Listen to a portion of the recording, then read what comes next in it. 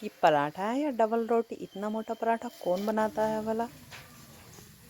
Hello दोस्तों, जय श्री श्याम। कैसे हो आप सभी? उम्मीद है आप सब अच्छे होंगे। तो देखिए, सुबह का समय था और मैं भी यहाँ पर सो के उठ चुकी थी और गर्म पानी पी रही थी दोस्तों। उसके बाद देखिए, मैंने यहाँ पर सारा काम निपटा लिया था, झाड़ू पोछा वगैरह मैंने सब कर लिया था। और फिर मैंने ब्रश किया और ब्रश करने के बाद मैंने अच्छे से हाथ मुंह धो लिए, कुल्ला कर लिया। और फिर आ गई थी मैं अंदर। मुझे बनाना था नाश्ते में गोभी और मेथी के पराठे। तो गोभी तो थोड़ी सी थी दोस्तों और मेथी ज़्यादा थी, तो इसका मतलब है मेथी मेथी के पराठे हो गए। गोभी तो सिर्फ नाम के लिए ही थी। लेकिन मेरा मन था आज गोभी के पराठे बनाने का, तो मैंने सोचा जितने भी बनते हैं 2 या 4 बनाती हूँ। तो फिर मैंने यहाँ पे गोभी को अच्छे से कद्दूकस कर लिया था। और कद्दूकस करने के बाद मैंने यहाँ पर उसको अच्छे से निचोड़ लिया था। उसमें पानी बहुत होता है ना दोस्तों। तो फिर मैंने यहाँ पे उसमें धनिया, हरी मिर्च और प्याज वगैरह काट करके अच्छे से एक स्टफिंग तैयार कर ली थी। और फिर इधर मैंने आटे में भी मेथी डाल करके उसको लगा लिया था अच्छे से। और मेथी आटे को लगाने के बाद फिर मैं आ गई थी अपनी गैलरी में पराठे बनाने के लिए। उससे पहले देख लीजिए आप, मैं यहाँ पर मेरे हस्बैंड की तबीयत ख़राब है आज।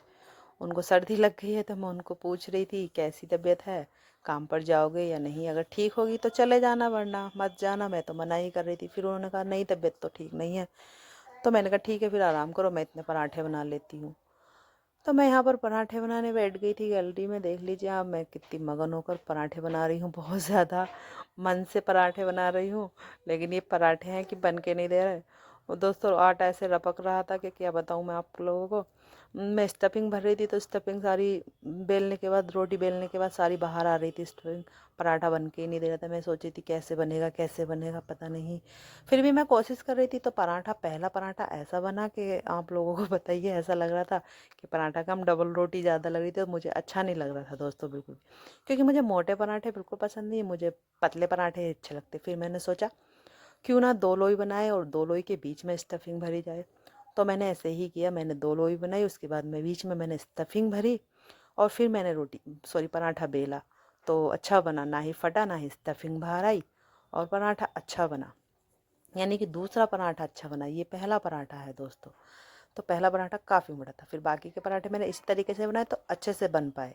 और ये थाली मैंने आप लोगों के लिए लगाई है दोस्तों, खा लीजिए आप लोग।